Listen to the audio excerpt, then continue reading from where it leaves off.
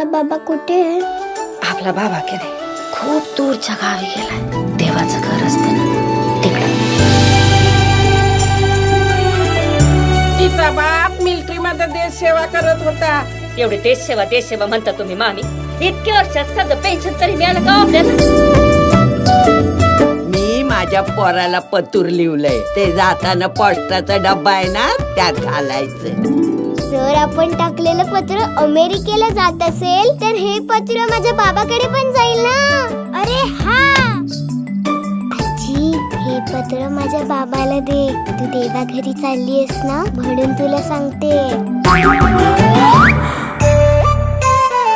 संगे खटक्या बोट जाग्यावर पडते असते आपलं. तुम्ही इकडे काय करताय? ते मी संगीत आईला कुस्ती शिकवत होतो है ना. आजी, तू देवा घरी कधी जाणार आहे?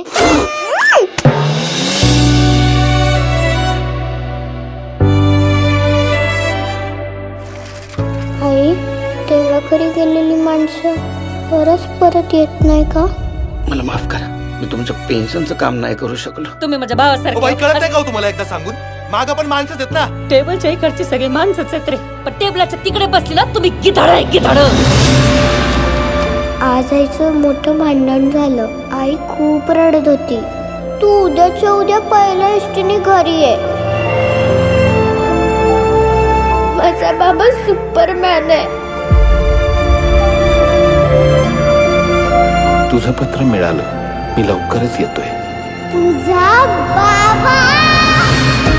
चालूया पिंगा, करूया दंगा, झाली जादू की येते मजा. देऊन टक्कर, झाला मी चक्कर. साऱ्या गावाला सांगू चला चला चला. तो माझा सुपरमॅन, हो तो माझा सुपरमॅन, हो तो माझा सुपरमॅन, तो माझा सुपरमॅन. आपल्यावर प्रेम करणारी माणसं आजूबाजूलाच असतात. फक्त आपल्याला त्यांच्याकडे पाहता यायला हवं.